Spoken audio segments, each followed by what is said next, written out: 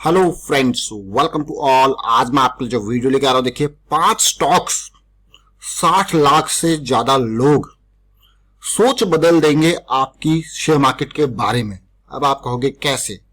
इन stocks को आप ध्यान से देखना और जो गलती हर रिटेल इन्वेस्टर करता है वो इन स्टॉक्स में आपको क्लियरली देखने को मिलेगी और उस गलती के चक्कर में कितने लोग फंसते हैं वो आपको देखने को मिलेगा। और इस गलती से बहुत बड़ी सीख मिलती है शेयर मार्केट के बारे में। देखिए, जरूरी नहीं है कि पहले जिन लोगों ने गलती करी है आप भी वो गलती रिपीट करो। अक्सर ऐसा होता है और खास करके रिटेल इन्वेस्टर ये गलती बार बार करता है। क्यों? क्योंकि बेसिक लैक ऑफ नॉलेज मैं कहूंगा और मार्केट में नया होने की वजह से मैं कहूंगा कई बार और जल्दी पैसा कमाने के चक्कर में शेयर मार्केट में ये बहुत बड़ी गलती रिटेल निवेशक यानी कि छोटे निवेशक हमेशा करता है।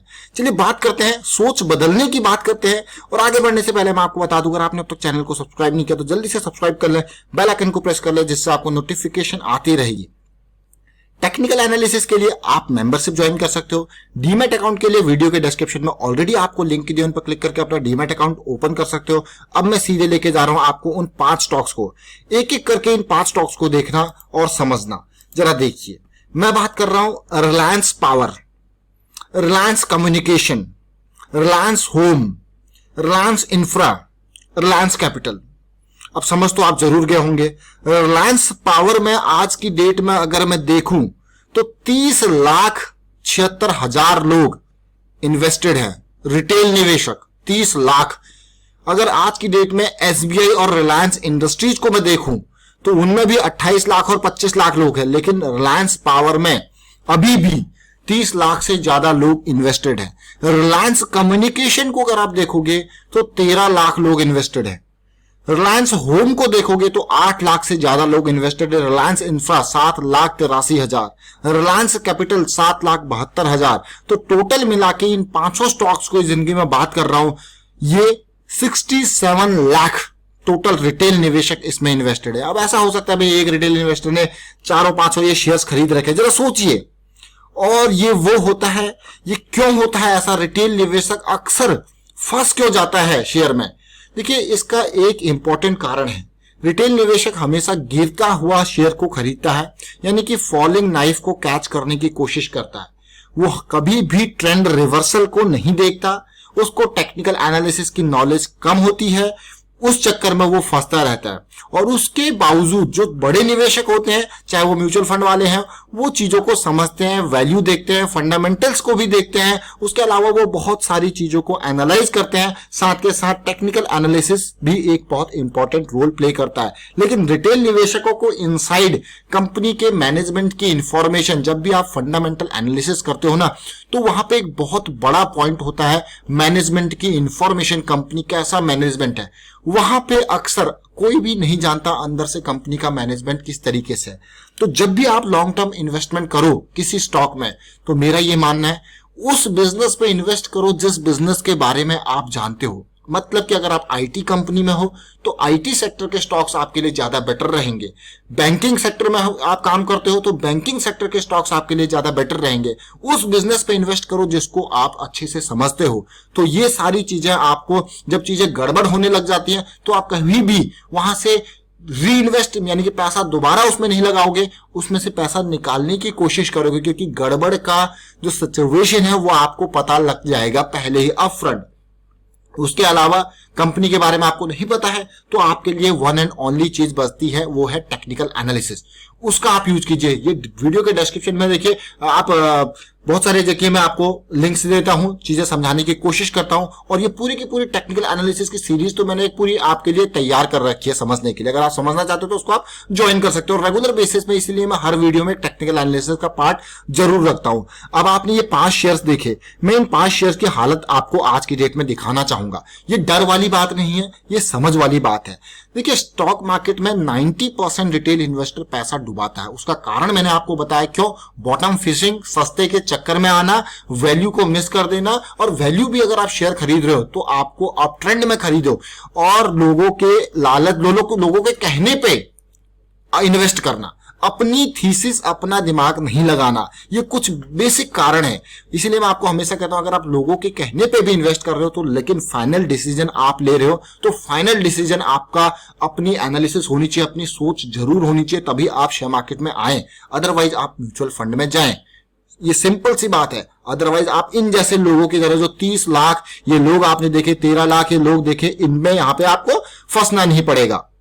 रिलायंस पावर की आज की हालत आप देखिए, कंपनी 3 रुपए 75 पैसे पे है, 1000 करोड़ का मार्केट कैपिटलाइजेशन हो गया, कंपनी के ऊपर 28,000 करोड़ का उधार हो गया, डेट हो गया। यही नहीं, यहां पे अगर मैं बात करूं रिलायंस कम्युनिकेशन की बात करूं तो 2 रुपए 35 पैसे का शेयर है और 650 करोड़ का मार्केट कैपिटलाइजेशन रह गया, 30,000 करोड़ का उधार रह गया।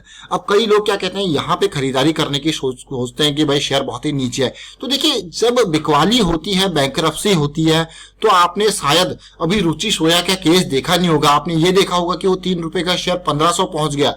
लेकिन क्या आपको पता है रुचि सोया में क्या हुआ था? आपके 100 शेयर्स के बदले आपको मात्र 1 शेयर मिला था।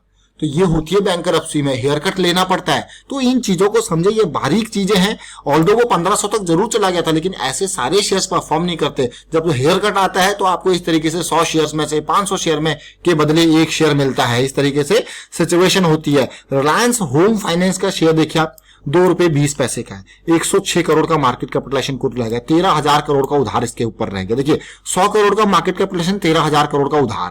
अभी मैं आपको जब चार्ट पे लेके चलूंगा तो वहां से आप ज्यादा बेटर सिचुएशन समझ पाओगे। रिलायंस इंफ्रास्ट्रक्चर लिमिटेड 803 करोड़ का मार्केट कैपिटलाइजेशन रह गया, 17,000 करोड़ का उधार, 30 रुपए का शेयर। जरा देखिए, ये चौथा शेयर था, फिफ्थ रिलायंस कैपिटल। और ऐसी ही हालत अगर मैं यस बैंक की बात करूं तो यस बैंक में भी आपने देखा होगा शेयर तो इतना नीचे गिर गया, लेकिन वहां पे 20 लाख से ज्यादा रिटेल निवेशक इन्वेस्टेड है। अक्सर ये आपको देखने को मिलेगा। और रिलायंस कैपिटल को भी आप देखिए, 26,000 करोड़ का डेट हो गया है, 260 करोड़ का मार्केट कैपिटलाइजेशन कुल और 10 रुपए का प्राइस।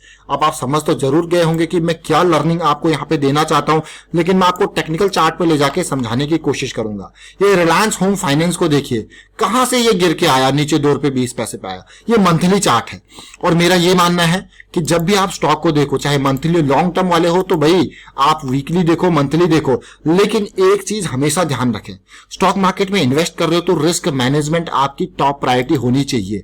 अदरवाइज आपका 100 रुपए का शेयर 2 रुपए पे आ गया, मतलब सब कुछ खत्म हो गया। अगर आप भूल गए, जो कहते हैं ना कि भूल जाओ शेयर खरीद के, भाई भूल जाके ऐसा भी हो सकता है। तो प्रॉपरली अपने रिस्क मैनेजमेंट को, और जब शेयर गिर रहा हो तो बॉटम फिशिंग की जरूरत नहीं है कभी भी हो। तो इस तरीके से आपको सिचुएशन देखनी है।